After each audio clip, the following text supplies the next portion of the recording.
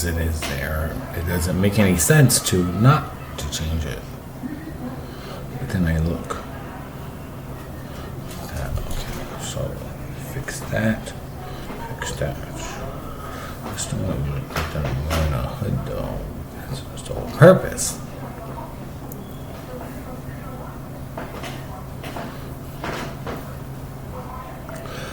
It's okay. Got my trusty pen. Got my notes. And we're gonna get started. In 5, let's do it. 5, 4, 3, 2, 1. Good evening. From the House of Sungo, this is GayTopix, My Life. I'm your host, Kenny Cruz, and these are real life stories, real life confessions, real life truths, actual events that happened to me in my lifetime. Due to the graphic nature and sensitive language of this program, viewer discretion is highly advised. All rights reserved, copyright 2022. I'm your host, Kenny Cruz, and this is GayTopix, My Life. What can I call this episode? While I contemplate the episode title, remember, you're always in the mix with GayTopix. Welcome or good evening. Today is Sunday, September 14th, 2022.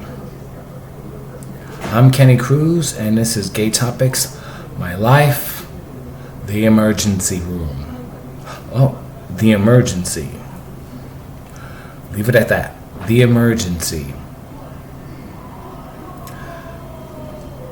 I recorded a very graphic, detailed, and it was extremely detailed because it was over an hour, confession of what recently happened and transpired over the last few days, i.e. this gauze on the top of my head. I am a dedicated journalist. I must do my job. The news never stops. It keeps going. I used to reference in past episodes, always forward. Always forward is a motto I picked up while serving my country abroad in Afghanistan as sergeant in the K9 Infantry Unit, 81st Airborne Battalion from Fort Jackson, South Carolina. Infantry, as you all know, are the first ones there. First ones to be called. I'm not gonna lie to you. I had a job in advertising, and then I also had a job in non-profit organization as well as a gym. I liked those jobs, and I really was eager to become an NYPD officer, even taking the exam and physical tests that they put me through and simulations, just like being in the air as a flight attendant. I react quickly under extreme duress and certain situations. I'm one of those people that you will need when shit hits the fan, or you have a last minute deadline to approach or get to. And a perfect example being, I was assistant to David Barton. And David Barton was he was getting all the finalizations together with the construction, the location and the vendors and things of that nature to open up and create Astor Place, David Barton Gym Astor Place, which, as many of you all know, I wish I could show you pictures, it was a pristine location. Many have called it his best location. I actually think his best location was at the old YMCA on 23rd Street. But this location at Astor Place was far better, according to many. And given that said, all day, just like in advertising, all day it flatlined. This happened quite frequently, in jobs of this nature, where you have to perform under extreme and emergency circumstances. Because most of the time, there is nothing. And at any given time, same thing in a war. The war always happens. So at any given time, you can start a war, or be in a war, or have a battle in war, which is why you always carry a weapon with you. So I'm giving all these scenarios for a particular reason, because, again, back to David Barton, this particular day, it was like slow. There was really nothing, and we were all like in the office, because we were in corporate office, and he went somewhere, I guess probably to work out, because that's all he ever did was work out. And I made arrangements for his driver to drive him, and his driver waited outside for him and so forth, and was waiting there. And I didn't expect him to return to the office because his calendar did not say so. But he did. And when he returned to the office, I used to call him a troll, because he would jump up and down because he was so short and he had a mohawk, and he would start screaming and yelling, I need this, I need this, I need this, I need this. And he was all over the place. He was probably having bipolar, now that I think about it. But it made for not a hostile work environment, but a productive work environment in my perspective, because it allowed us to do things on short notice and like that. And this day, like I said, he was not anticipating to be coming back to the office. His day was cleaned and over with. In fact, I was preparing his calendar for the next day and setting up meetings and travel arrangements and his driver and stuff like that. And next thing I know, he's in the office. It's probably maybe about 4:50, 4:55. It was so close to 5 at the time that I get off as his executive assistant. So, closing on 5, he comes in rushing and screaming and yelling and acting like a troll underneath a bridge and saying that he needs this letter done. I tell him that, the office is closed. The employees are leaving. In the corporate office, there was maybe about 20 of us. There were a couple sales guys, and then there were membership people, and then there was the CFO and the COO and CEO, David Barton, all within the office. And he demanded that I, stop whatever I was doing, which was packing my bags to go home or to the gym at 23rd Street and 7th Avenue. And he told all of us to stop and to stay in the office. Now, looking back at it, I don't understand how the membership or even sales had anything to do with this, but because it was all on me, or even the CFO, draft this letter for me. But I was like, can I at least get some coffee, please? If I'm going to be here and you're yelling at me, can I at least get some coffee and be prepared, for at least an hour or two to get this done, and get things situated so you can be organized and get home, I said, draft this letter now. I was like, David, you have nothing to worry about. It's going to be done. Trust me. You asked me to draft this letter. He was like, I want you to dictate it.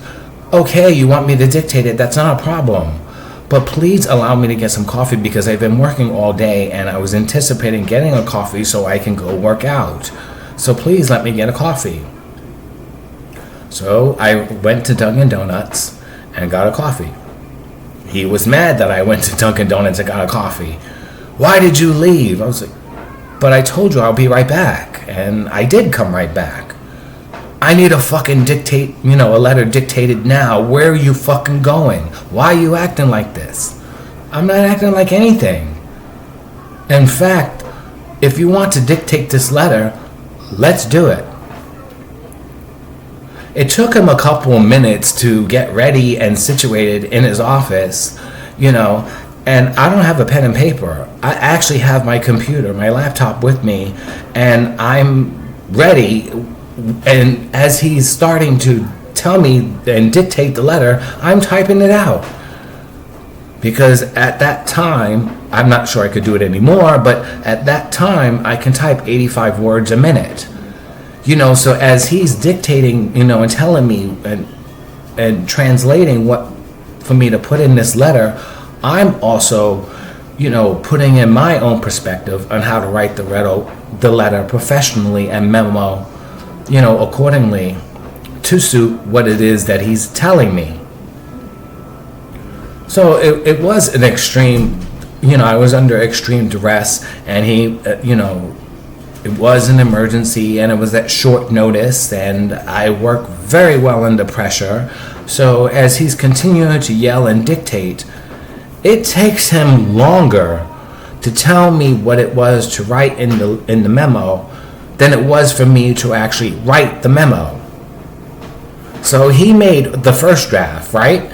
And the first draft, I kid you not, as he dictated it to me, even though it had many, miscorrections and misspelled words and things like that, and it wasn't phrased right because I had to quote him, and it wasn't phrased right or coming out the right way, I typed it, and it was 1 page long. And guess what? It took me less than 5 minutes. 5 minutes. So here we go with draft 2. So now we do draft 2, and he knew what to say based off of the first letter. That's why you do take after take. So he knew what to say, and I completed it in even less than 5 minutes. So probably the first one was like 5 minutes, and then the next one was like 2.5, 3 minutes. And he's still talking, and I'm finished with the letter, and it's printing out. And he's like, wow, that was really fast. And I was like, I told you, I know what I'm doing. You're yelling and screaming for what reason? This is inappropriate. Like, trust me. I know what I'm doing. I've been doing this for a very long time. Have confidence in me. Give me a chance. He had the audacity to write me up. And I was written up. And of course you get 3 warnings and you're out. And that was one of my warnings.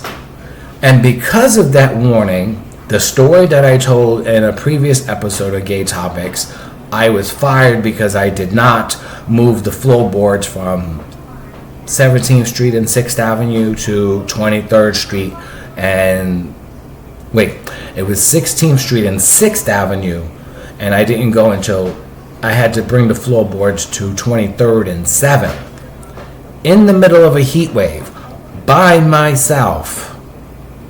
I don't know if it was some form of punishment because of that incident, but that incident was like a couple months before this happened, so I'm not sure, but I know it was a contributing factor to him releasing me from employment and determining my contract.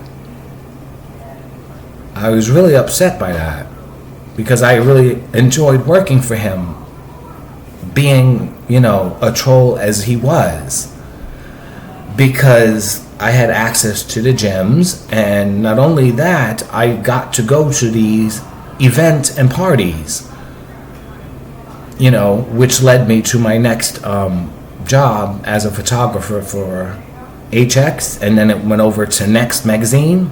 So I was the one who was shooting, celebrities in the gay community and random attendees and famous people shot in the dark. Because if you remember back in the day in a magazine, Next magazine, back in the very back, there were pictures of people and customers shopping and drag queens and stuff like that, drinking and having a good time in bars and parties and stuff. I was that one to shoot those pictures. And I really enjoyed, and that's how I met Philip Blonde and Amanda Lepore and Richie Rich and RuPaul and,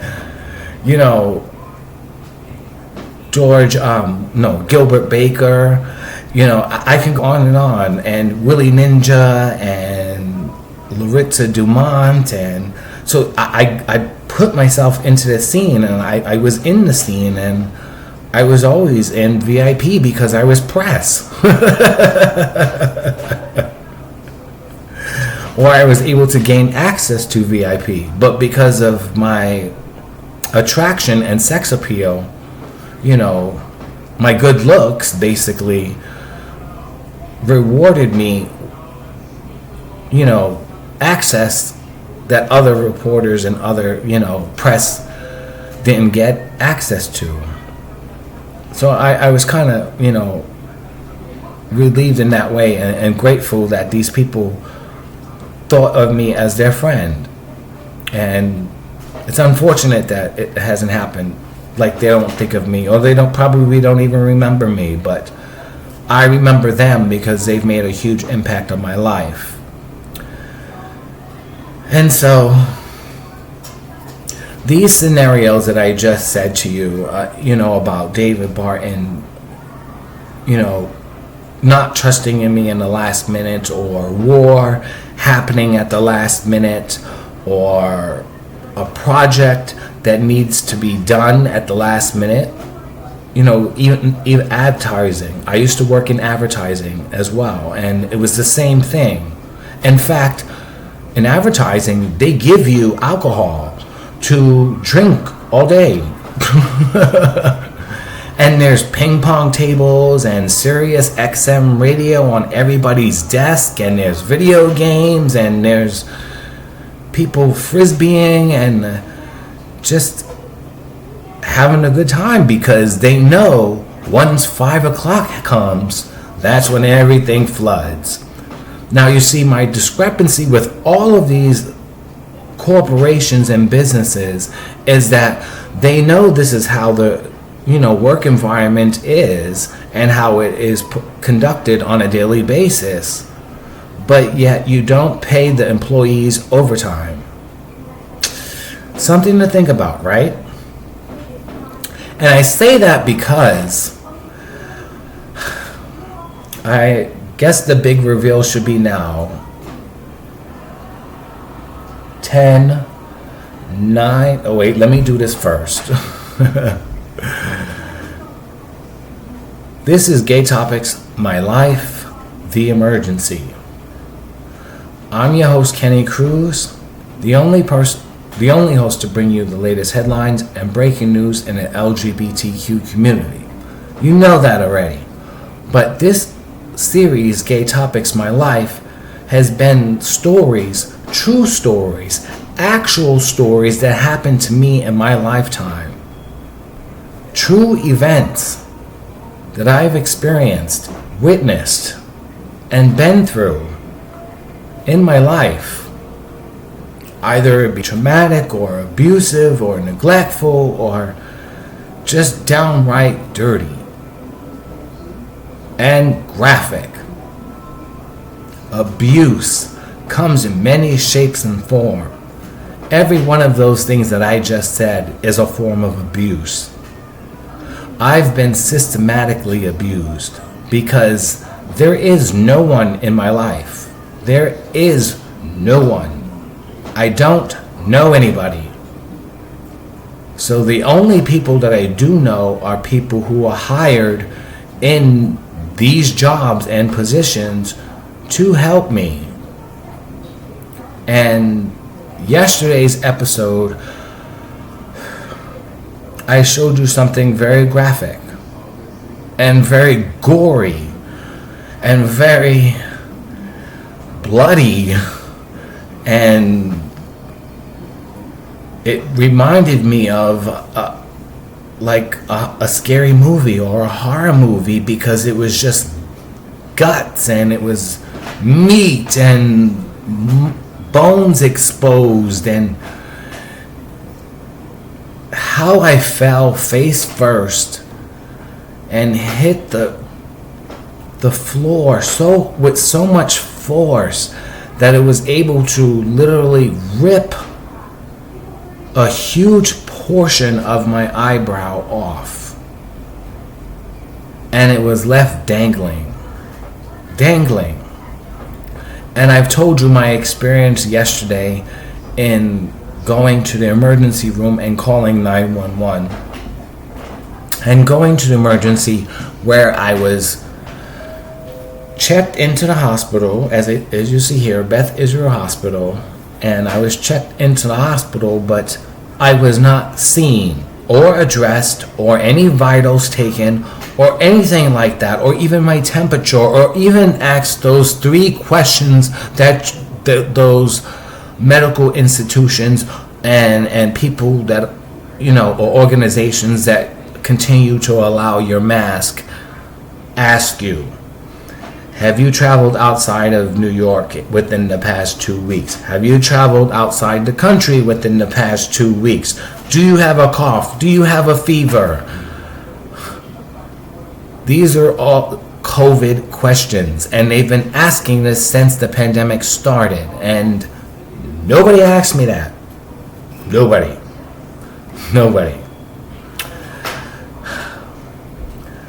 That's number one. What I'm doing in this episode is I'm going to compare the emergency and how an emergency is conducted as opposed to an emergency conducted in another, corporation or, institution or nonprofit. And we're talking about Beth Israel Hospital. And I went there. I don't know why I went there, because it's nowhere near my house, but okay, yeah, I think I should start there too, because that was very weird too within there. I told the ambulance, just like I did today, that I was going to meet them outside, and I have to meet them outside because Bingo is here, and Bingo could, possibly attack them, and they would not be able to,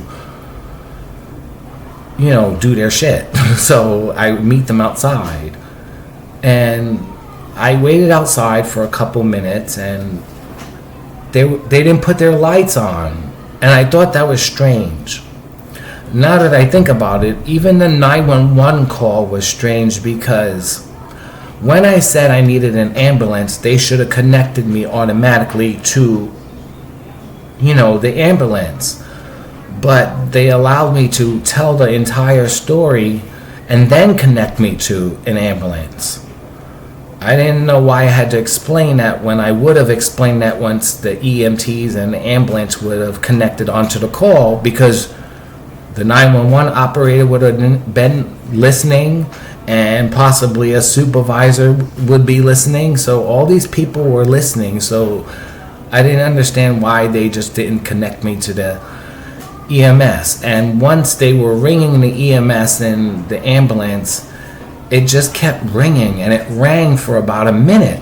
I actually was waiting for a voicemail, because I was like, why does it just keep ringing? Normally a 911 operator is like, hold on, I'm going to find another, call so I can get you through, or hold on while I try again, or let me see if I can get somebody. And I said, wow, it's ringing a lot. The operator did not say anything, so I didn't even think he was there. In fact, I actually said hello a couple times because the phone call had went silent.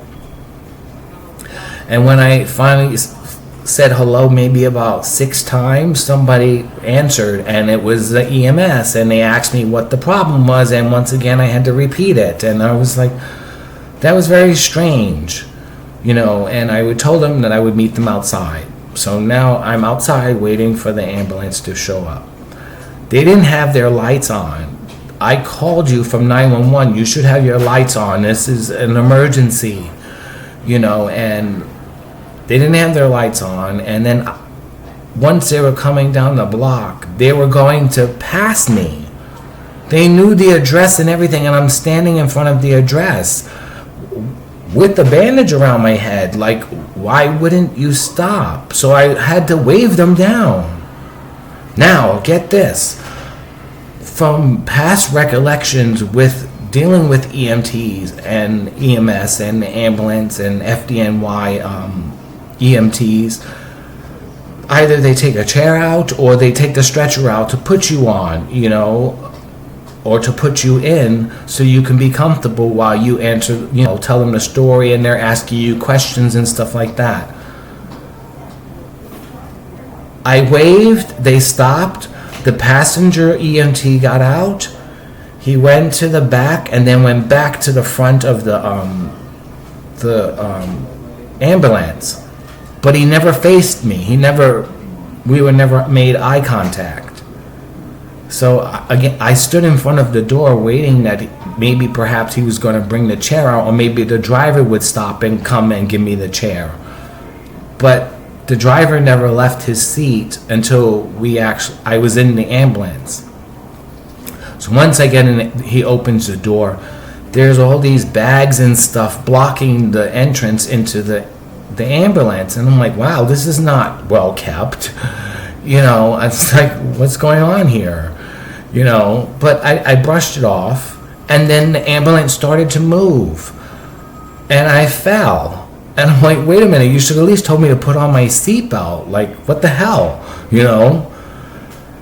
And so we're sitting there, and normally when I have gone through an emergency situation and been through dealing with EMTs, they have an iPad. They had iPads before everybody else had iPads.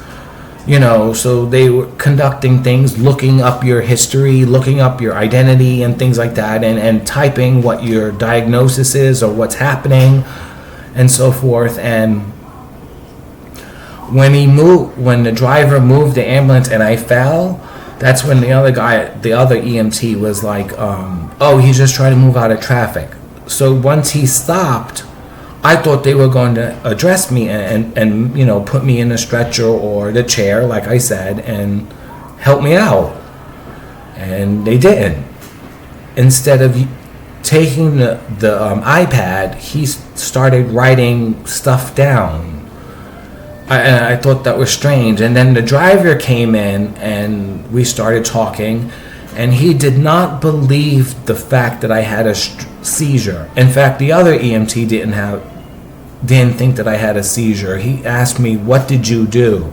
Tell me what happened. And I kept getting really aggravated. I was like, why are you alluding to the fact that I hurt myself in another fashion or form? I'm telling you what happened. What do you think happened? And the driver told me, you tell me what happened. I said, I told you what happened. And the other guy is still writing stuff down on paper, because remember, I'm talking, so they're writing everything down. Normally, I don't know why he shouldn't be on his pad, because all you had to do is press record on the pad. But he's writing everything that I'm saying down, because it has to be, your story and everything has to match with everything that's happening through you and through the process. And so the driver asked me what hospital do I want to go to, and I specifically said Presbyterian, but he said, I think the best option for you would be to another location. And so I said, whatever you think is best that I'm going to get in and out, please let me know, because I don't want to be in the hospital 9 hours. And that's an average wait time in a hospital, is 9 hours. More importantly, I don't trust the system and how it's failed me. And I explained that in great detail in the previous episode of GayTopix, My Life. But in this episode,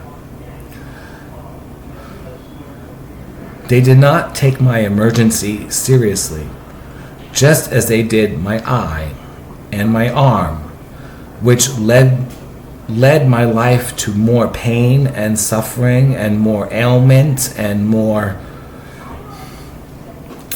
fractures and atrophy and possibly like spinal cord dysfusion. What was it? Cervical myopathy. And then I also have slip discs. I'm in extreme pain, and I've been never given any pain medication or anything to deal with this. Like even physical therapy. Like the physical therapist at NYU Langone told me, Dr. Rushbaum, he told me that he will not perform physical therapy on me until I have the surgery. That's never going to happen, so I never sought physical therapy. I went to another physical therapist, and I like that patch that they put on you, but I'd rather be moving, like a personal trainer, and I need to get back into that mindset of personal training, and I know what's best for my body to get back to the way it was. However, it's taking a long time, and it's very difficult for me to actually pick up a weight because I no longer have use of my arm, or at least the way I used to.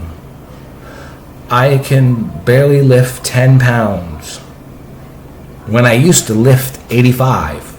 Put that into perspective. That's how damaged my body is. I used to run 10 minutes at 7.2 every single day. Well, 5 days. 10 minutes at a 7.2 speed and a 3 incline at sometimes. The majority of the time it was just 7.2 speed. But on the incline it just made it much more challenging to get through. But I did that every day, and I had the strength and courage to do that every day, and I knew my body could handle it. My body can't handle that right now.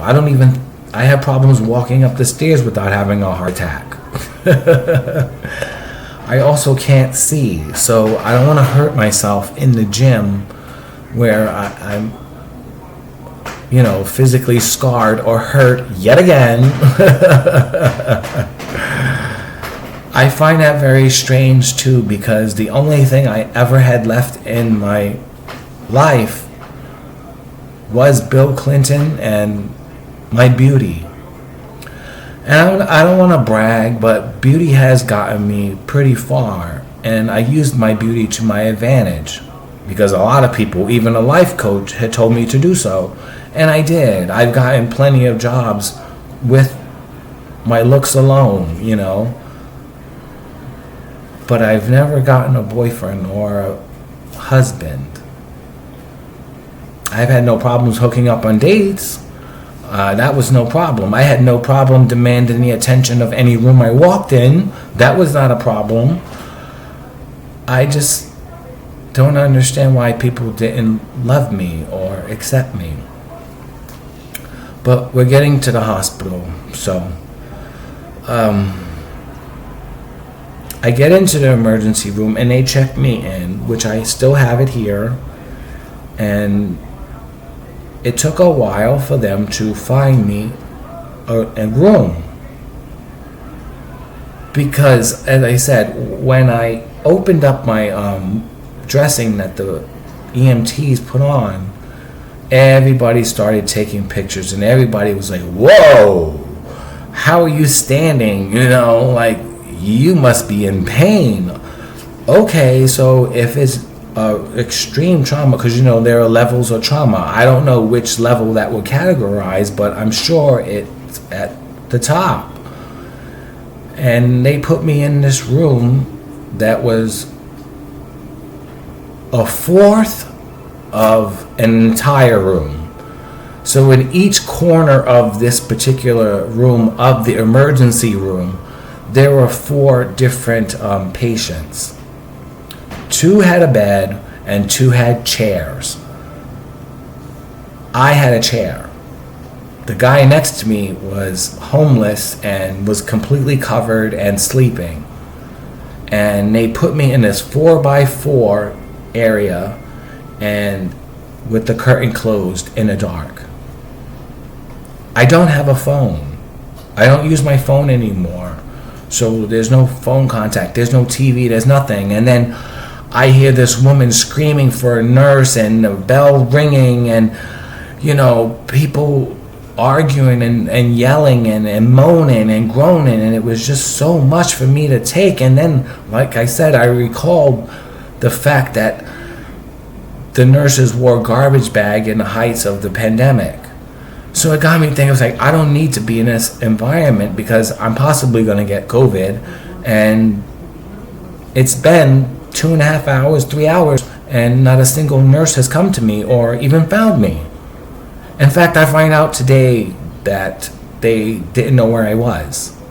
So how is it that you didn't know where I was to find me?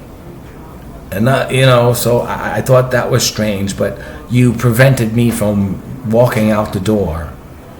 In fact, I even offered, I said, can I just leave or can ask one of the ambulances to drive me to another location, please? Because I don't feel this is an appropriate setting for me to be in. Because, like I said, all you had to do was take 5 minutes and stitch the thing up and it would have been fine. And they didn't do that, and I was really disappointed. And if they thought my injury was so serious and needed medical attention right away as an emergency crisis, you should have handled it accordingly and handled it like an emergency. When things run smoothly, there's not a problem. For one, you should never ignore a patient. That, in any given environment, you should never, even if you're in a store or a customer is yelling and screaming or a little bit irate, whatever it is, you should never ignore the person because that is going to make the situation a lot worse. I understand you don't want to deal with it and you don't want to be a part of it, but just simply saying, calm down, I'll take care of it, will really, or hello, it will really, help the situation a lot. Like introducing yourself. And I was sitting in that room and the panic just started going and going and going, and they gave me no medication, nothing.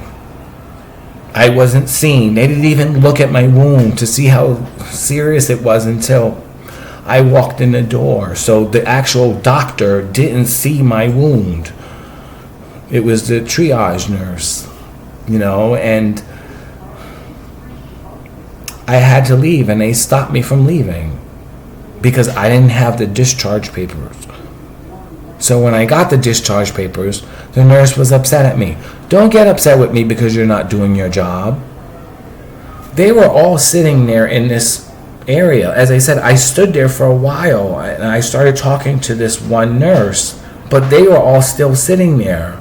You can hear what I was saying, and they just didn't even care to even look up or respond to me. In fact, some rolled their fake eyelashes at me.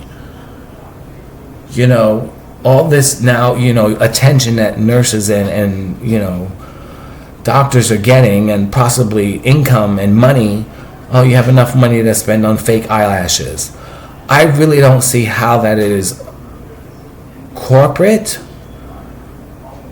attire or even medical, attire. I think, seriously, that should not be worn in an emergency room, or a doctor or nurse should not be wearing false eyelashes in her scrubs. That is not appropriate. And you're complaining about, like I said, they probably got all this money and six figures and don't care about nobody else. And that is what is simply wrong with a hospital. A hospital is people come there at their most vulnerable parts of their lives and suffering great deals of harm and stress and mental anguish because they're in extreme circumstances, and the last thing you do is ignore them or don't give the attention that they deserve. And so therefore, things were not running smoothly as they should have. And I was sitting there, and I ended up leaving, and then I get this discharge paper, and the nurse was upset at me because she told me, you can die. And I'm like, well, if I think I would have died waiting here for 10 hours, without somebody seeing me. So I don't care what you have to say. But they were so concerned with me getting a tetanus shot. Why do I need a tetanus shot? I fell in my bathroom. I didn't fall on a nail or anything rusty. I fell on my floor. They weren't concerned about me possibly having a concussion or a brain fracture or a brain skull, a brain, something, skull fracture or something wrong with a bleeding in the brain because I was bleeding from my nose, and they were not concerned about that or even worried because no one saw me. No one paid any attention to me. I was just sitting there in a chair. I wasn't even in a bed. I was in a chair by myself. Nothing to read, no TV, nobody to talk to, in the dark. Sitting there for over 2.5 hours. And then when I try to leave, I'm stopped by police and security. So they moved the location. I told you, they moved the location. You really honestly believe moving the location was going to help? No, they only moved the location to have the guard stand by. He wasn't really a guard. He was wearing scrubs, but to have him stand there to prevent me from moving. Because as soon as I left, where are you going? Where are you going? But you can't hold a decent conversation with me? That whole atmosphere was very toxic. And I'm not saying toxic because of the ill people, but toxic because of the employees. The employees. Mayor Adams cracked down on because his plan to have one subway, one police officer on every subway failed. So now they have dual patrols. It's like, well, I want to go back to when I served. I was just one officer on a platform. Now there's too much things going on in a subway for one police officer to handle. Moreover, a backup can get there really quickly, so 2 officers is needed. Actually, 4 officers will be better.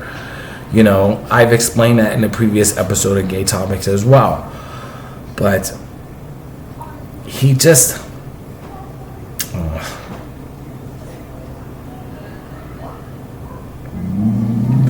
Things fail because possibly my insurance, and they're not going to get a check, and they want to give me the least amount of insurance, because I'm sure that's what they do, which is why generic versions of prescription drugs were made, because you're not going to get the real thing, because your insurance, you only have Medicare, Medicaid, you're not getting good insurance. So I have to take that into consideration too. And then I have to take into consideration the bureaucracy underneath the umbrella of the institution, like NYU or Colombia or Beth Israel and so forth. I have to take that into consideration. But like I said, the fact that you ignore a patient or don't respond to a patient who is ringing your bell really says something about you as a person and you and how you perform your job. And when I saw all those things happening, my heart started to pound. I was like, I gotta get out of here. And then that stopping me from leaving. What emergency room did you put me in to prevent me from literally just walking out? It seemed to me like you put me in one of those emergency rooms where you go to jail, or that you were under mental suicidal watch or something like that. And that's what I felt with this person standing there watching me, like, why are you watching me like this? And you're not actually sending me to get a CAT scan, or sending me to get a new dressing on my wound, or to even address my wound. You're just sitting there with a clipboard, So, like I said, I went to the nurse. She was upset and said I could possibly die, but it was no concern of hers because she just refused to work accordingly, And you sit there and you lollygag with each other back and forth, talking and surfing the internet for deals on Target and Black Friday deals, and I saw it. You aren't really paying attention to the neighbors. So, like I said, Mayor Adams, had to protect the employees because it had gotten out that the officers, while on duty on the platforms of the trains, were on their phones and they were texting and weren't really patrolling like they should have. So Mayor Adams had to stick up for them. That's what I saw in this hospital, Beth Israel. I saw all the nurses walking back and forth on their phone. Are you seriously working? You're not responding to nobody. You're showing each other pictures on your phone. You're surfing the internet for Black Friday deals. You're talking about Black Friday deals, but you're not addressing me and my concerns. And my points that I made valid. So they discharged me. I did my episode yesterday. You saw it. This morning I woke up and I saw the wounds. You can see it there now. Look. My whole thing here. I was afraid I broke my nose because I started bleeding from my nose. The head trauma was extreme. It's still numb. I have pain here. I realize I don't have feeling in my upper thigh on my left side. It's completely numb. I don't feel anything, but the lower half I do. I do have pain in my feet, but more importantly, I'm light sensitive, and I have extreme headache, an extreme migraine. And from a scale of 1 to 10, as far as pain goes, with my normal ailments and then this new onset of pain, I'm at a 20. And I'm not kidding. And they refused to give me any type of medicine. Just kept saying, take a Tylenol. A Tylenol is not going to help. Need something, to treat the pain right away, to get me out of this and somewhat feeling relaxed and cool and calm and collected and not so anxious and panicky. But they didn't. So feeling all this pain, it was like the perfect opportunity for me to go. I had to go today because the longer I put it over, I didn't want to go because I don't trust the system. But the longer I hold off, the longer it will take to heal. And it was clearly open, and I needed them to close it so it can heal quickly and stop an infection, or me having another seizure and dying, So therefore, I called 911 again.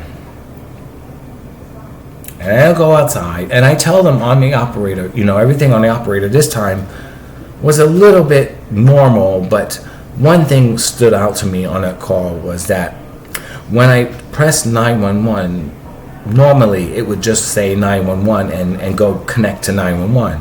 When I pressed 911, it said emergency services, contact 911 underneath the number 911. So it didn't even say New York City or anything like that. Where is that being called? And I say that because I believe I wasn't calling the actual call center for 911. I believe because of all these people watching over me now and having access to my data, I'm calling somewhere else, which why it took so long for them to connect me to EMS. And it did the same thing today because I told her what happened, and then hold on, let me connect you to EMS. I told you I needed ambulance because that's the first thing you said when you said hello. Was, do you need fire, ambulance, or police? I said ambulance, so you should have connected me to ambulance then, but she didn't. And I told the story, and then she said, hold on, I'll connect you to ambulance. And when she did, she connected me to ambulance. But all this entire time that we're on this phone, I hear echoes of me talking. So again, this is why I'm thinking that now. I know they're listening, but they're listening on the previous call that I made the day before and the day before, and I didn't hear myself echo. So why am I hearing myself echo now? So who you got connected there now? I paid it no mind, and I told them that I'm putting my shoes on and I'm going to get dressed, and I'll meet them outside right now. Said it'll be there in a few minutes. Normally when the ambulance arrives, it takes at least 2 to 5 minutes, but 5 minutes being the least, because they're usually there within 2 and 3 minutes. After my phone call, I put my shoes on and I got ready and I situated myself, and I got downstairs and I waited. And I waited. It took 15 minutes. They didn't have their lights on. They didn't come down the right street because I saw them on the opposite street where traffic was going the opposite direction. So it's like, why would they go there? And then the hospital on the side, the logo on the side of the ambulance said Lenox Hill Hospital, St. Luke's. I didn't go there, but that's part of what Beth Israel is. So I was like, ew, they're probably going to try to send me there, and I'm not going there. I'm not trying to go through that experience again. I need for you to send me to Presbyterian. As I said in the episode yesterday, I went to Colombia Presbyterian 3 times through the ambulance system, and each time was a really good experience and a really, I wouldn't say great experience, but the experience was conducted how it should have been conducted and is still conducted, because I'm going to tell you my experience today. I go through emergency. I'm an emergency now. Please understand that. When you come through the ambulance, regardless of whatever your injury is, you should be considered a trauma level 1 or level 2, level 3. Then when you go through triage, that's when they label you, okay, he should be cardiac, or he should be going here or there, and it's not so serious. So I went through the ambulance, and I'm immediately seen and drawn, and then the RN is talking to me, and the EMT is reciting what I said, and I was really amazed by her. I was like, wow, you're actually quoting me there. It's really good. Like, she was typing it out. I wasn't saying anything, and it was recording. She was typing it out. And I was like, wow, you're really good, She didn't say goodbye, but at least she had her iPad out. She wasn't writing shit down. She had her iPad out and was typing it on her iPad, like all other EMTs and all other experiences I've had with EMTs and driving in an ambulance, going to the hospital. So she and her driver took me to the hospital, and I get to the hospital, and I'm immediately seen by an RN. Immediately. In Beth Israel, it wasn't an RN. It was a triage nurse. A triage nurse. That's different from RN, because it would say RN or registered nurse or doctor. It just said triage. And so she checked me, I guess, and then the EMT was doing the vitals and stuff like that, and undressed me so they can see the wound. And then, I was talking about yesterday. Today, they didn't do that. I got in the ambulance. I had to wave them down again, but I got into the ambulance and I put on my seatbelt, and he asked me what hospital do I want to go to, and I told him my experience, because we're sitting in the ambulance. They wouldn't let me in the ambulance because I was talking to them on the street and it was cold. I was like, can you at least let me in the ambulance so we can sit down and talk? So they finally let me in the ambulance. It was a regular ambulance. It was clean and it was perfect, and I sat down and we're all talking now, all three of us, and we're talking, and I knew he was going to send me to Beth Israel, and I was like, no, don't, please don't. I had a really horrible experience there. I don't want to go there again. And he says, why not? And I said, I don't want to keep telling you I don't want to go there. I don't want to go there. I don't want to go there. Please don't send me there. And so what does he do? He says, well, I have to place a call to see if I can actually send you to Colombia Presbyterian. Bingo, please. He sees you, okay? Bingo gets affected, or wants to jump up once he sees a dog on the TV. It gets annoying at times, but still. Also, he wants to go to bed, but I can't because my head is pounding. Anyway, he says, I'll see if I can call and send it to see if you can go to Colombia Presbyterian. In the past, they would send me to the hospital that was closest to the area in which I live. I live in Hamilton Heights. The closest location at a hospital is Colombia Presbyterian. Why wouldn't you send me there? They sent me to a hospital yesterday on 114th Street. I was so far from home. Like, why would you send me to that hospital, given the circumstances of my injury, and lack of treatment. Anyway, so we're in the triage area. The EMT is doing her thing and telling the nurse, the RN, because it said RN, what was happening to me. And I was amazed by the fact that she knew exactly. I didn't have to say anything. I was like, that's right. Correct. Because normally you have to no, that's not right. But she even went down my allergy medications, because I have a shitload of allergy medications. I hope that's not COVID. But I have a shitload of allergy medications that I have to take and I have to say, because it can affect me really greatly. And she knew each and every one of them. And I was like, whoa, I only told you one time, and we were in the middle of driving, But she took me to an entrance once we got off the ambulance, and she took me to an entrance that I was not familiar with. But I was familiar with the hospital. As I said, I went through there 3 different times, but I never went to that location. Anyway, so I get to the emergency room, and the RN is seeing me, and they do my vitals, and then the nurse and the EMT, or the RN and the EMT start talking for a little bit, and they tell me to sit down. And I sit down there, and the EMTs leave, and the RN comes up to me and starts asking me questions, and I tell him, what's going on and what's happening, and he goes back there, and he says, hold on, I'm going to talk to somebody, hold on, I'll be right back. But all of this is happening within minutes. And that is one of the main things that I need to focus on the difference between Beth Israel and, Colombia Presbyterian. They understood the extreme circumstances of which I was in, because I was a patient and because I was by myself, and having these panic attacks, and I was extremely anxious, because everything is failing. I don't know what's happening to me and why I'm dying so slowly, and I would just wish I would just die already.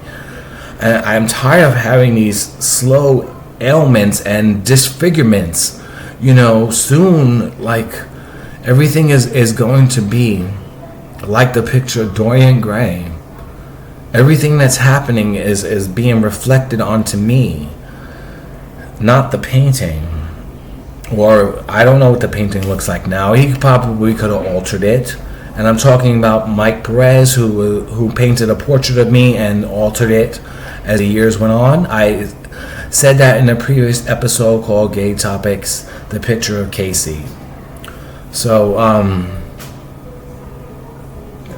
bear with me a second.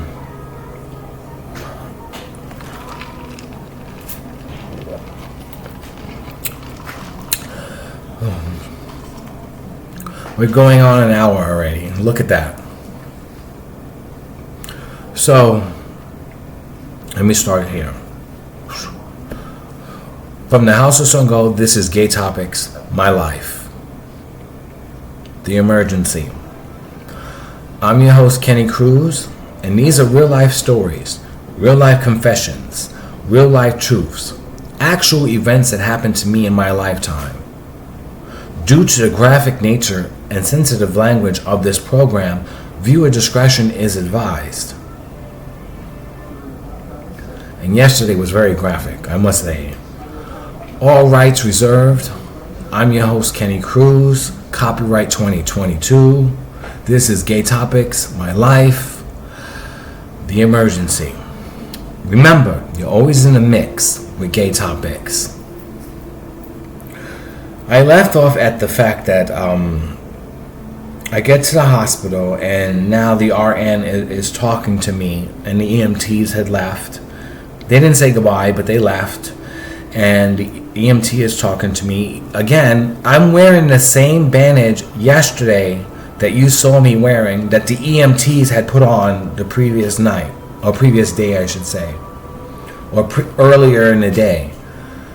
Today it's new, as you see, and the reveal will come soon, but I couldn't have that bandage around my head because I needed to cover it up as much as possible, and my hats were not covering it up. And it's another thing I'm going to have to do. I'm going to have to explain this to a lot of people who I don't know, who don't know me from a can of paint. They just know my dog. Anyway, so the EMTs, please don't get sidetracked. I just have a blaring headache, so you have to bear with me. The EMTs are there, and the EMTs leave. So the RN is talking to me, and the RN is asking me questions. And I think I can see, or at least hear, because when you lose your sight, and as I said in the previous episode, also other things are heightened, you know. So I was aware of what was happening, and I guess he was trying to find out where to put me, as to put me in the level of trauma. But I said, all you have to do is see how gory this looks, just to put me in the right level of trauma. I actually thought that I had lost, and still believe that I have lost, the collagen that's here in my eyebrow, this piece here of collagen, and I think I lost that because it's just flat. Anyway, or meat, or whatever you would want to call this, bone or a tendon or something, it's gone, so it's not going to have that like up there moment anymore.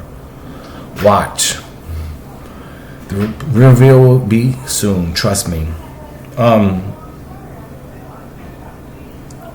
So he, I guess, sends me to the appropriate location. But first, before he does that, he says, hold on. So he straps the thing on, and he straps the correct one.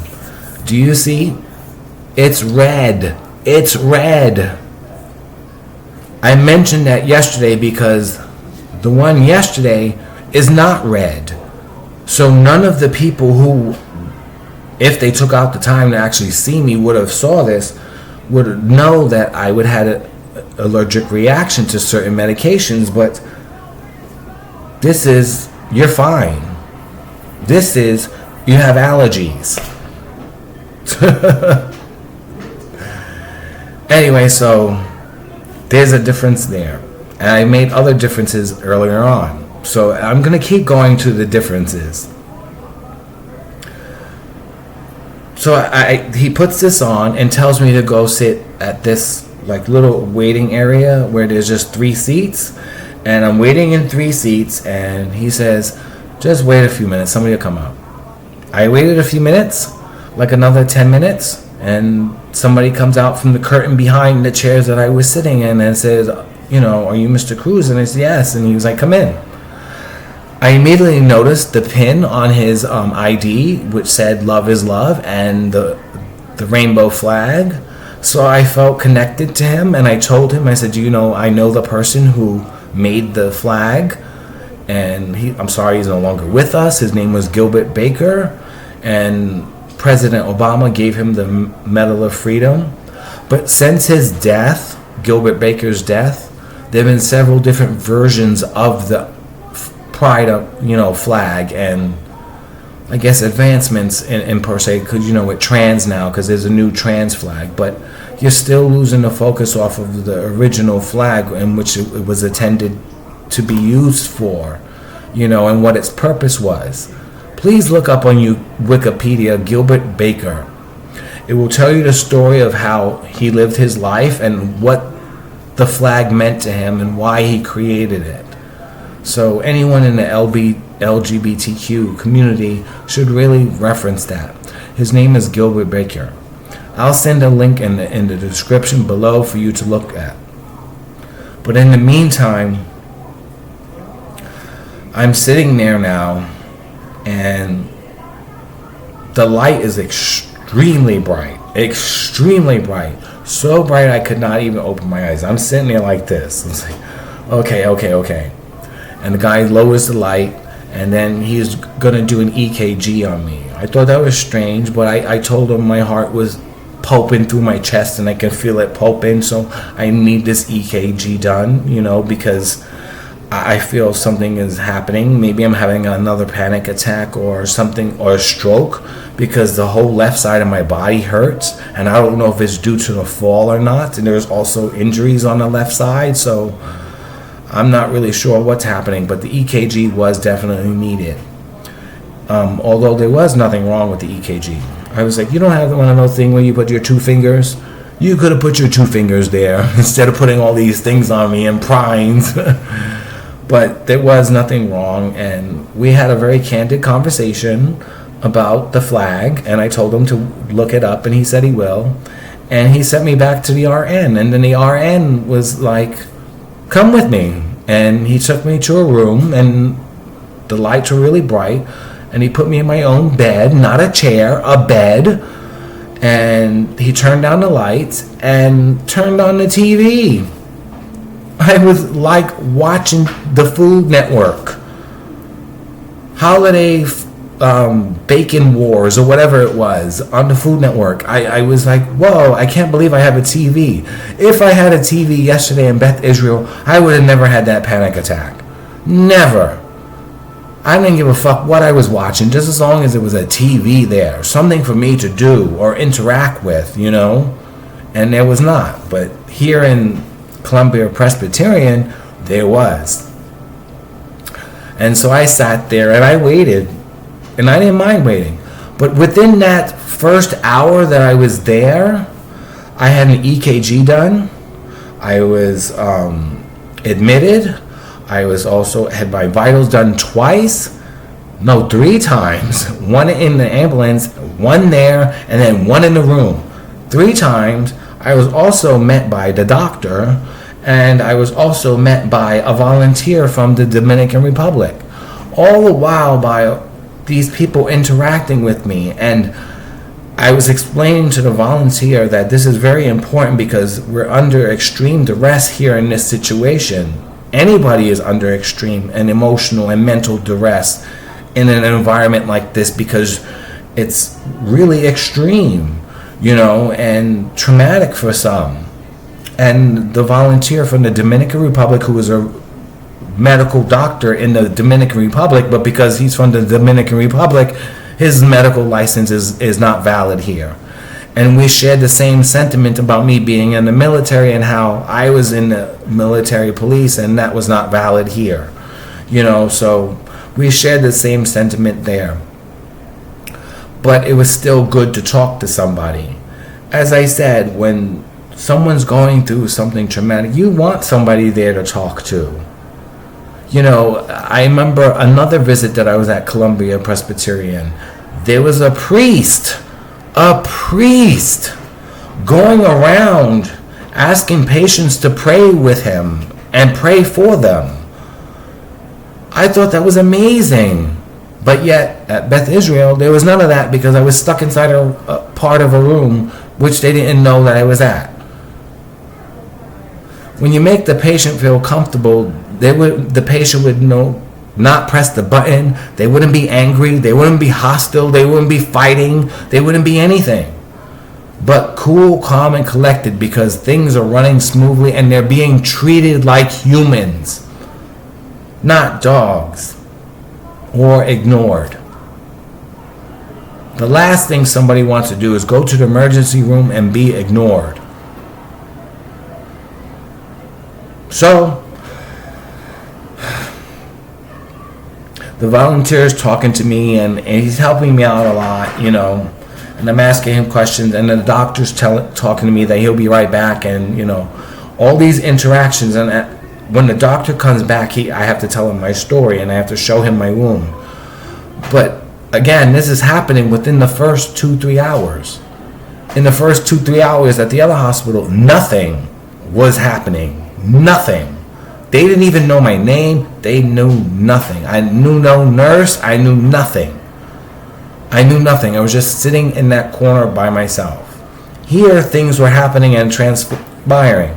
So what the doctor concluded was that I would need to see a dermatologist, a surgical nurse, and I would need to do a CAT scan of my face and my head and my back. I would also need pain medicine. I would also need anxiety medicine, and then I will also need anti-seizure medicine. I will also need CAT scans and x-rays and blood work. I thought that was amazing. I was like, wow, this guy is really going out. I don't know if he's trying to do this to fill his quota or to get more money, but he's going all out because he wants to see and try all these different scenarios and tests and things like that to actually see what's wrong with me, to rule out everything that he has thought was wrong with me. Now, to me, that is a doctor. That's a professional. Because he's doing his due diligence to get, himself situated, unlike Sonia Strode, who first saw me and told me that I was making a big mistake by leaving. But yet, you don't see me. This doctor even offered an IV to me. Koulis.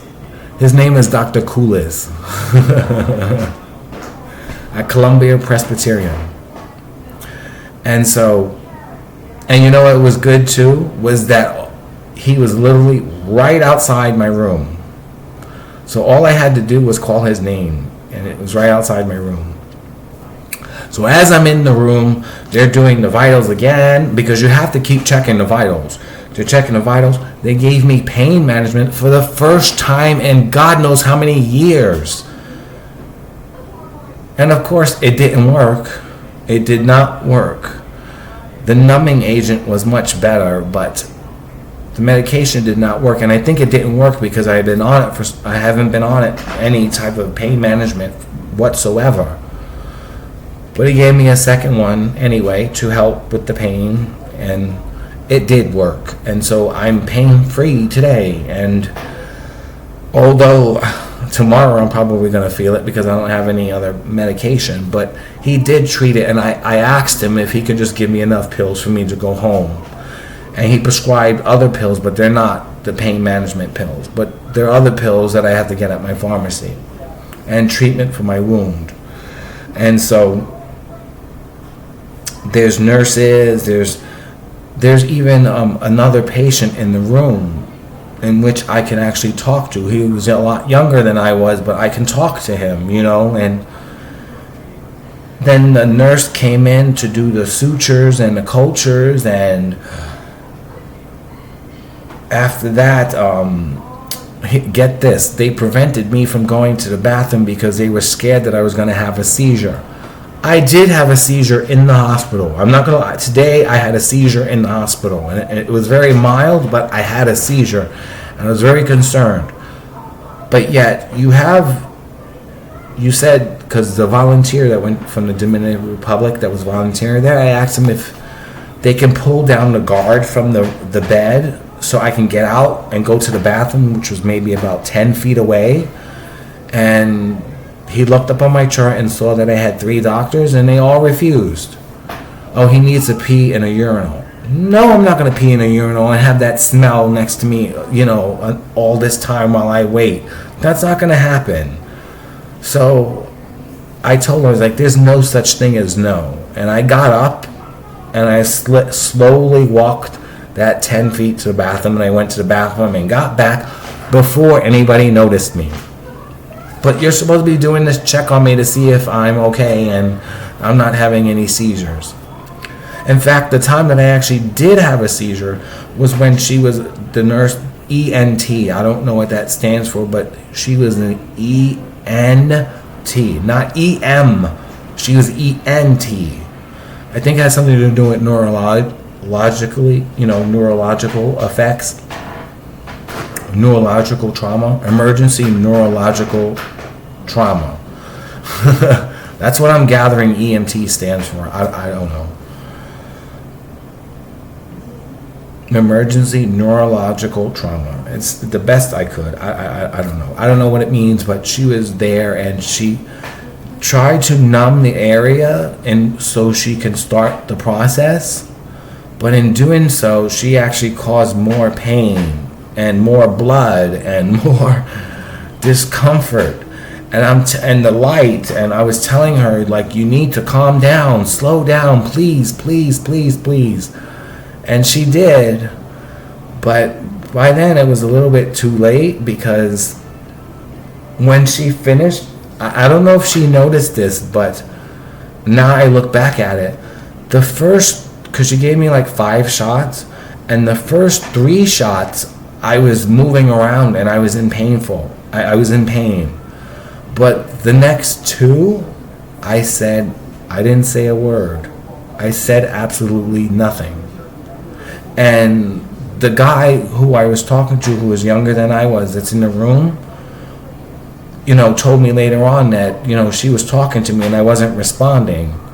And the doctor comes in and he shakes me, and I told him that I just had a seizure, and they wanted to keep me for evaluation, and I would want to stay for evaluation. In fact, I encouraged to stay for evaluation because I was still bleeding from my nose. But I have a dog and I have to go home, so I don't have any friends or family, and it's really unfortunate. Or even emergency contact. But by the time she could actually dress the wound and do things to the wound, I was now being transported to do an x-ray on my chest, because when I fell, I fell face first, I should say, and I slid, and part of my chest also hit the floor. So part of me was in the shower and part of me was out of the shower. So I was hanging over the part of the tub. And my reference that I kept using was with Vivian Leigh and Anthony Perkins and Alfred Hitchcock's classic movie and thriller Psycho. So you know how when he's stabbing her, she grabs the shower curtain and she falls, and when she falls they capture her eye. So that scene, she's on the floor. That's essentially how I was, and I was on the floor, and I don't know how long I was out on the floor, but I was on the floor, and I used that metaphor just to basically describe how far I fell. I'm a 6-foot man, and I fell, and I hit the floor, and I hit the floor really hard because there was so much blood. It was like a crime scene. So they sent me to do my CAT scans, and I do my CAT scans, and in a hospital, which is why I love emergency room, they have those newer machines where they don't make any noise, and you get results like that. So he did blood work, he did There was even an ophthalmologist to look at my eye, and I've gotten some leads on my eye, so maybe I may actually get help on my eye. And there's some offer for to help me with this, surgery, if I were to need surgery on my like plastic surgery or cosmetic surgery on my eye to fix my eyebrow, given the circumstances. Then there was also a follow-up appointment made so I can have the stitches removed, and a follow-up appointment with the neurologist so I can find out what's wrong with me, and then a follow-up with the ophthalmologist. So I couldn't believe all these things were happening within a time frame, because as I said, the balls are moving. These people are actually doing their jobs. They're not sitting there on the phone or laughing and giggling and kikiing and doing whatever they need to do. They're doing their jobs, and they're helping the patients. And I can tell you, every patient that I saw there was in physical pain, just as they were in Beth Israel, but people were paying attention to them. People weren't just letting them sit there, and people were actually treating the wounds. And I say that now because I want to do this big reveal. So are you ready? Remember, you're always in a mix with GayTopix. I'm your host, Kenny Cruz, and this is GayTopix, My Life. These are real life stories, real life confessions, real life truths. Actual real stories that happened to me in my lifetime. Due to the graphic nature and sensitive language of this program, viewer discretion is advised. All rights reserved. Copyright 2022. I'm Kenny Cruz, your host, and this is GayTopix, My Life, The Emergency. I'm about to show you something very gory, very graphic, and please, viewer discretion is advised. Remember, you're always in the mix with GayTopix. Seeing that I'm now going on an hour and a half, I'm going to do this big reveal, and then we're going to cut it.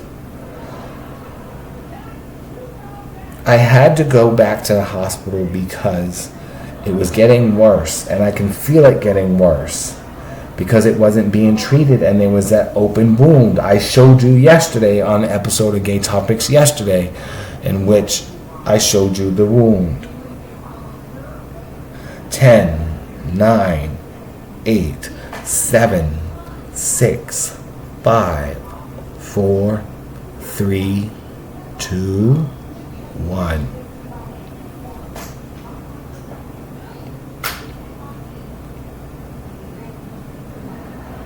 I have no idea what that is. That's my eyebrow. Okay. So it appears, you see there's a lump there already, and then it gets flat. But it appears that it's above my eyebrow, and then it falls within my eyebrow. I see she had to take hair out from there. But all of this is swollen. In my eye, you can see there, is swollen. Here is swollen. Here is swollen. I actually really thought that I actually lost my eye again. This time, both my eyes. But yesterday I said that I wasn't going to go to the emergency room, and I actually did. So I think I should, a pat on my back for doing so. And I'm actually glad that I went to Colombia Presbyterian, and I recommend anyone who is in need of an emergency to go to that location or to Columbia Hospital, because I'm more than certain you will get a really good experience, And like I said, every time that I've gone there, things have happened fast. And what happens is, when that happens and you're constantly moving and things are constantly happening, that 9 hours can go like that. But when you're sitting there doing nothing in the dark by yourself, I told that doctor I'm sitting 15 minutes in Beth Israel. Excuse me.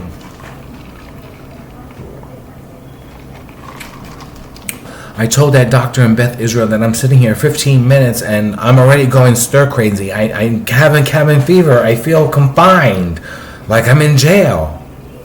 And there are people screaming like they're in jail, you know. But the icing on the cake for me was me having that memory of them wearing garbage bags. Like, oh, hell no, this is not the hospital for me to be in.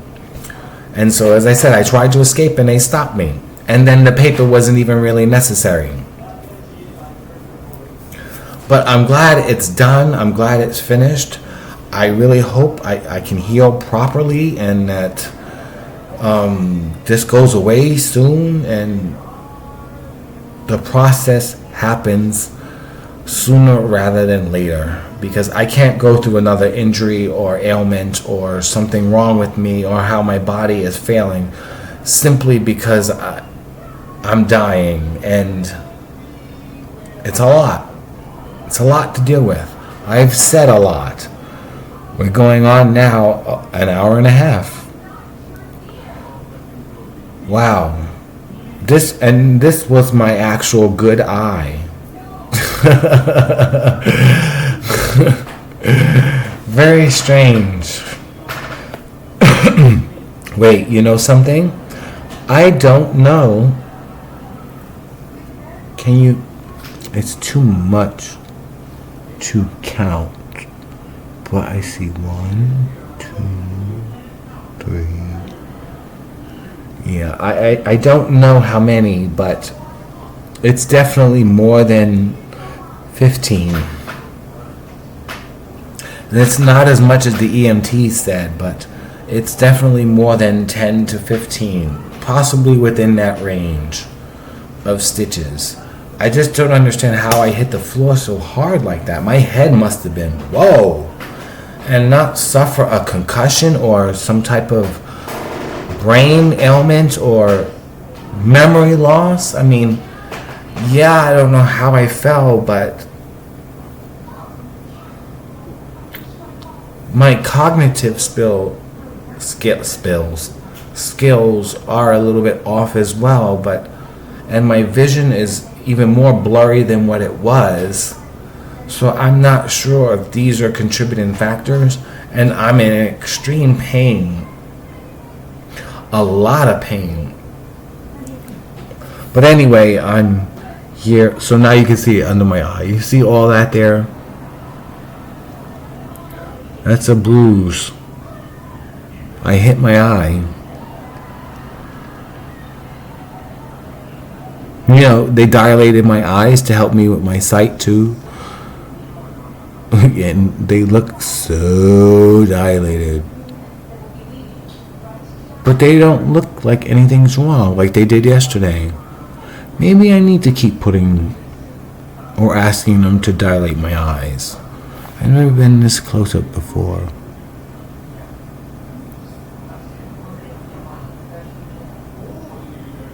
This eye looks more dilated than this one, but I don't see that cloud. Very strange.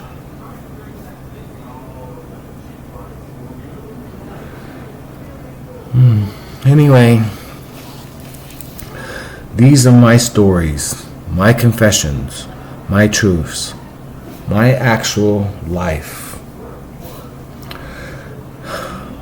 These are true stories that happened in my lifetime. Although very disturbing, people have gotten away with it for so long, for so many years. And for so many years, they were not held accountable for their actions, or they tried to conceal their actions from being publicly known or reprimanded for. Like that whole experience in Beth Israel Hospital should not be the experience. You know, even if the emergency room is extremely crowded, there should be a way to conduct business much better than having nurses at the nurses station on their phones while patients are crying, and having me stand in front of you like waiting for someone to address me. or face me so I can talk to them. I had to shout for someone to actually pay attention to me, which reminded me of that time that when Bingo was taken away from me and I went to Harlem Mental Hospital, where they had bulletproof shields everywhere, and it was during the middle of the pandemic, and I needed sanitizer, and there was no sanitizer anywhere, and I thought that was strange. I was like, how is there nothing to even clean? We're in the middle of a pandemic here, like, what the fuck? And I mentioned that yesterday because this whole COVID-19 thing has me gotten really grinds my gears. And I'll get to that point in a second, but it's just, I love the fact that you keep talking. I have so much to say. Anyway, there was no sanitizer, no hand soap, nothing at all for me to wash my hands. I'm like, what kind of place is this? They're dirty. It's dirty and dingy, and they're rats, and it doesn't look like it was cleaned in God knows how long, and we're in the middle of a pandemic and you don't even have sanitizer. So I noticed in the nurse's station that's behind bulletproof glass that there's sanitizer. So I stand in front of the nurse that's at her computer doing her thing. 2 minutes go by, 3 minutes go by, 4 minutes go by, 5 minutes go by. She didn't even look up. She knew I was there. You know when somebody's standing next to you or somebody's staring at you. You know that as a person because you feel it. And she knew I was standing there and refused to acknowledge me. So I banged on that window. I don't give a fuck how crazy you thought I was in a mental institution. I want to show you something how wrong you are. Banged on a fucking window. Why are you banging? Why are you banging? I want to ask you something so simple that will only take you less than a minute to do, but yet you fail to fucking even acknowledge me or even see me standing here to address me. I'm busy. Well, you're busy, but like I said, it will take you a minute to fix it. Just like it took 5 minutes to do this. It will give you less than 1 minute to give me hand sanitizer. She's sucked her teeth or whatever the fuck those black chicks do. Or ghetto chicks do. I don't know how they do it, Or they also do something with their throat. She snarled something because she was West Indian and snarled something underneath her breath in her accent and slid it was a little, where they put the ketchup in? She put the sanitizer in that and then put it underneath where how the MTA, you slide your money underneath the booth. So that's what she did. She put her thing underneath the thing and gave it to me and let me go about my business. The last thing you should do is ignore somebody who's having a mental health crisis. Again, you're in a hospital. The last thing somebody wants is to be ignored. And something so simple can take you such a short period of time instead of actually having to wait even longer, getting you more upset because you're causing harm to the patient and you're causing harm to yourself. Because if you just simply address the situation, you wouldn't be stressed the fuck out that somebody's standing there waiting for you or waiting for your attention. You would also not anger the patient, and the patient would not be yelling and screaming or banging on the window. We are all humans. That's why pencil have erasers. We're only humans. We make mistakes, but they can be corrected when someone has communication. Someone pays attention to you. Someone notices you. And my experience today at Colombia Presbyterian Hospital was, from a scale 1 to 10, a 20. Compared to the 0 or -0 that I've experienced at Beth Israel Hospital. I did not want stitches. I wanted staples. Butterflies. But I guess because of my insurance, they gave me stitches and so forth. So now, I don't know if you remember Crisscross back in the 90s. One of the members of Crisscross had slices in his eyebrow. So you're probably going to see that there. I think I have one here, see? So you're probably going to see that here on this side. But moreover, I guess that's it. I've been talking too long and too often. It's now an hour, over an hour and a half. And yeah, I have to end this. I just wanted to share my experience with you about this emergency crisis that I've been dealing with. And no one seems to take anything that I say as an emergency, even though it's an emergency. You know, people don't notice me, and people don't respect me, and people don't acknowledge me. And it's really upsetting. And it happens to me all my life. I don't have any friends. I don't have any family. I've never been in a relationship, and I'm 51 years old. It's really unfortunate. It's really unfortunate. It's so sad. But yet, I'm here, and I'm talking to a camera because there's nobody else to talk to. So sad that my life has come to this. What's my legacy? What am I going to do? Where am I going to go? What inspiration am I going to lead? What support system am I going to have? What advocacy am I going to have? What tutor am I going to have? What friend am I going to have? None. Because I haven't had any in the first 50 years of my life. And now that I'm starting my second, half century of life. I believe a life is 100 years, so 50-50. So the first 50 sucked ass, literally, because I was an adult entertainer. Funny, right? And so far, the second half is far worse than the first half, because now I'm actually scarred. I'm scarred with my eye. I'm scarred with this. I'm scarred with my arm. I'm scarred with my beauty faded and my muscles flattened and my belly gotten bigger, and the years of isolation and loneliness has taken its toll on me. How many years must I come home to nothingness? How many years must I have all this emptiness?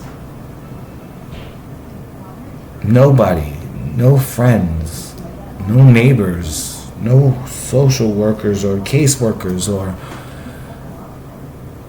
neighbors or friends or classmates. Even when I worked out at the gym, and actually worked at the gym, at several other gyms, there were people there that I would see on a daily basis, and they would work out. I would love to work out with them because their bodies were perfect, and I was like, wow, you're doing some good shit. Can we actually work out together and train together?